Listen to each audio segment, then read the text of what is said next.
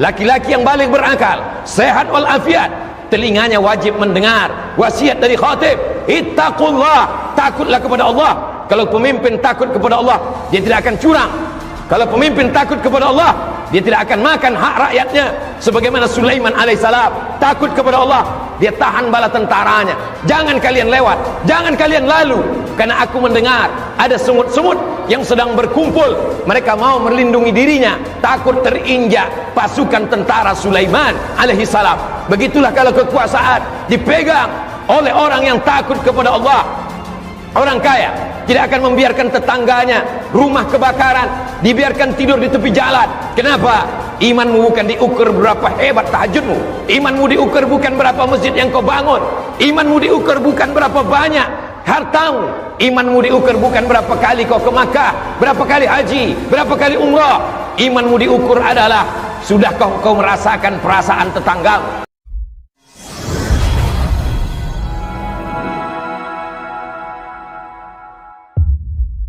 Kalau kau takut kepada aturan negara, sampai masanya negara tumbang, sampai masanya penguasa mati, sampai masanya yang mengawasi itu tertidur, tapi kau diawasi oleh dia. Siapa dia? La ta'khudhuhu sinatun, dia tak pernah tidur, wala naum, dia tidak mengantuk, dia tidak tidur. Hayyun, dia maha hidup. La yamut, dia tidak pernah mati. Wa huwas sami', dia maha mendengar. Al basir, maha melihat.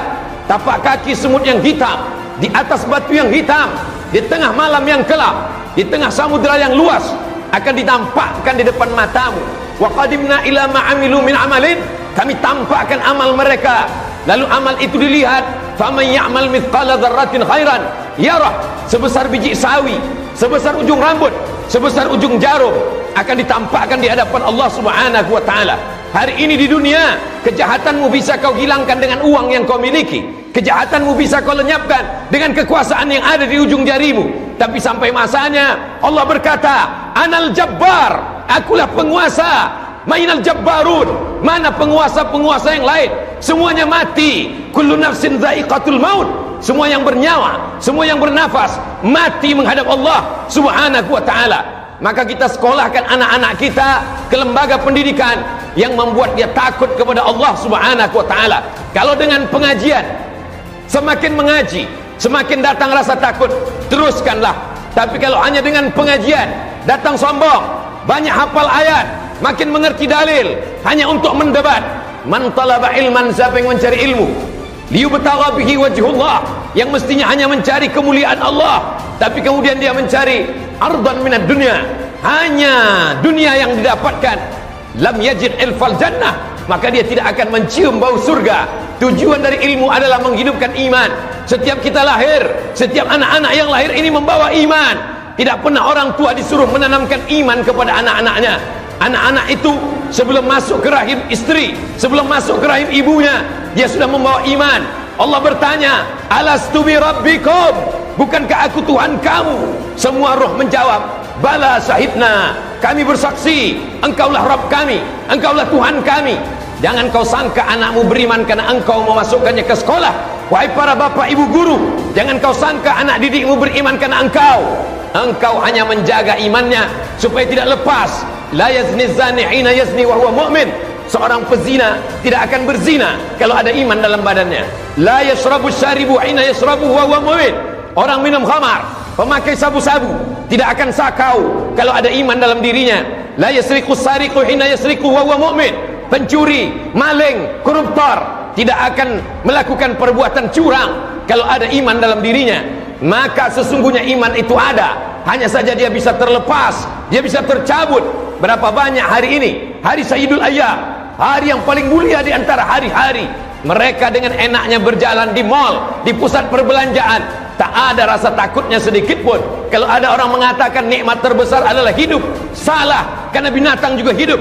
Kalau ada yang mengatakan nikmat terbesar adalah bekerja, salah, karena monyet pun bekerja. Kalau ada yang mengatakan nikmat terbesar adalah tenaga, salah, karena gajah lebih bertenaga, banteng lebih bertenaga. Nikmat terbesar adalah ketika kau takut kepada Allah. Setinggi apapun jabatanmu, sebesar apapun kekuasaanmu, kau tunduk dan patuh ketika azan berkumandang, kau tutup tempat belanjamu, kau tutup lokal dan kelasmu, kau datang bersimpuh kepada Allah Subhanahu wa ta'ala. Walaupun negara tidak mengatur itu, tidak ada denda, tidak ada penjara bagi mereka yang meninggalkan salat Jumat, tapi kau takut bukan karena kekuasaan, kau takut bukan karena rugi, kau takut karena Allah Subhanahu wa ta'ala. Kau besarkan Allah dalam hatimu, maka dunia kecil di pelupuk matamu.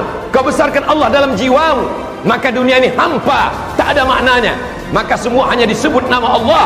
Makananmu menjadi darah daging ketika kau sebut Allahumma barik lana fima razaqtana wa qina azabannar. Tidurmu menjadi ibadah ketika kau katakan bismika Allahumma ahya wa amut. Keberkahan anakmu menikah karena kau sebut nama Allah. Barakallahu lakuma wa baraka alaikuma wa jama'a bainakuma fi khair. Anak-anakmu menjadi berkah ketika kau sebut nama barakallahu laka fil mawhub. Allah berikan berkah. Rezekimu menjadi berkah ketika kau katakan Allahumma anzilir rahmata wassalamata. Turunkan kerahmatan, keberkahan kepada rezeki yang dititipkan Allah Subhanahu wa ta'ala. Maka kalau pendidikan menanamkan iman kepada Allah, setelah iman terjaga dengan ilmu, siramlah dia. Karena sesungguhnya berapa banyak orang yang berilmu tapi sesungguhnya tidak mengamalkannya. Kabura maqtan indallah, murka paling besar, pertanyaan paling besar. An ilmihi fima amil, sudahkah ilmumu kau amalkan? Sudahkah pengetahuanmu kau laksanakan? Ini akan dituntut di hadapan Allah Subhanahu wa ta'ala. Benih-benih itu tidak disiram, dia diletakkan di pasir kering kerontang, akhirnya iman itu mati. Anak-anak kita berjalan di atas dunia, mereka hanya akan menjadi sampah-sampah sejarah.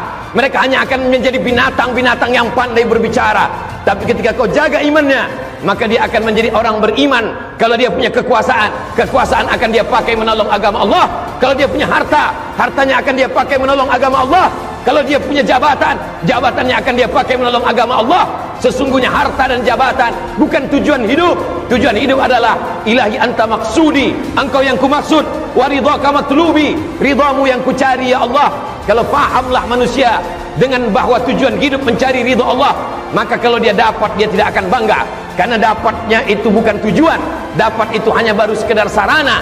Kalau tidak dapat, dia tidak kecewa, karena tidak dapat ada skenario yang paling indah di hadapan Allah Subhanahu wa ta'ala. Jemaah Jumat yang dimuliakan Allah Subhanahu wa ta'ala, hari ini manusia lupa apa tujuannya. Untuk apa kau dihidupkan Allah? Kenapa janin-janin banyak yang gugur? Kenapa anak-anak seusiamu, satu sekolah denganmu, satu madrasah denganmu, mati, sakit, tertabak, kecelakaan lalu lintas, sakau? Kenapa kau masih hidup? Apakah karena kesalahan malaikat? Tidak ada satu kesalahan dalam dunia. Kau masih hidup karena Allah masih sayang. Alladzi khalaqal mauta, Allah menciptakan mati, wal hayata, Allah menciptakan hidup. Untuk apa Allah hidupkan kau? Untuk apa Allah hidupkan kau sampai hari ini berjalan di atas muka bumi Allah?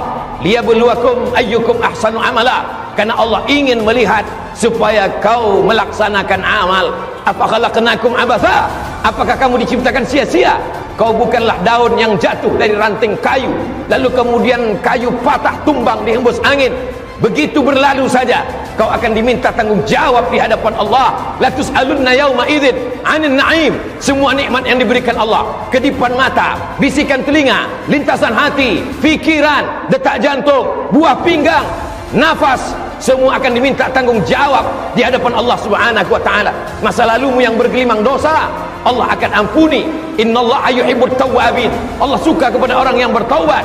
Wa yuhibbul mutatahhirin. Allah cinta kepada orang yang mensucikan hati, mensucikan diri, mensucikan pakaian, mensucikan pikiran. Wa thiyabaka fatahhir. Sucikan pakaianmu. Jangan sampai kau menghadap Allah dalam keadaan kotor, nista. Tapi ada yang paling penting, kau sucikan hatimu dari hasad, dengki, busuk hati, dendam, kesumat. Iyakum wal hasada. Jauhilah hasad, fa innal hasada, sesungguhnya hasad yakulul hasanat, memakan segala perbuatan baikmu. Kama ta'kulun narul hatab, sebagaimana api memakan kayu bakar.